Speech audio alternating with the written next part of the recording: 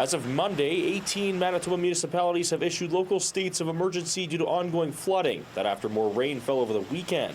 Hydrologist Jay Doring says April delivered the province's largest amount of precipitation on record, which is impacting several communities that can't handle the high volume of water. While the Red River Valley may be able to handle this level of rain on fully saturated soil, the municipalities have not been able to. Roads either aren't high enough, the culverts aren't large enough, the bridge isn't high enough.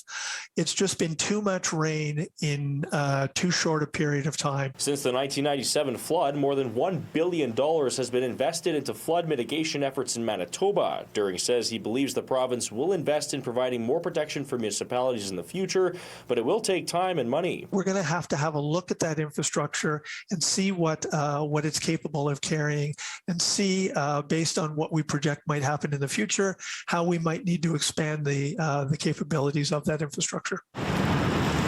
On Tuesday, the City of Winnipeg identified 27 private properties that are at risk of flooding, 17 of which are being advised to build a dike by Friday. But the situation in Winnipeg is not as bad as it is in Peguis First Nation, where water rose 3 more inches in 24 hours. We probably have on the order of 700 homes that are impacted now, so it is a large number of housing units that have been surrounded by water directly. Several highways and roads across much of southern Manitoba have been closed due to flooding. Highway 75, a major artery between Manitoba and the United States, is one of them.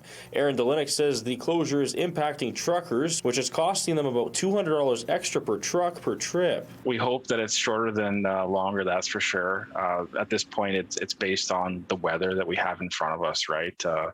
We keep watching the forecast from the province, and we're hoping, like everybody else, that it's minimized. Forecasted warm weather and sun will help to dry out Winnipeg and much of southern Manitoba, but Scott Kaler from WeatherLogics is tracking another system that could hit by Saturday. With this storm, it's still quite uncertain how much rainfall we might get, but right now with the flooding, any additional amounts would be very unwelcome. Doring says Manitoba has learned a lot from the 1997 flood, installing dikes and several protection systems. But he says there's a new challenge that could impact everything: climate change. These swings, these sort of extremes do become part of the norm.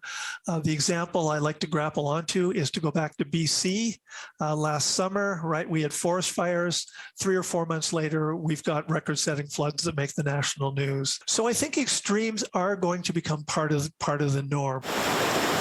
In Winnipeg, Alex Karpa, City News.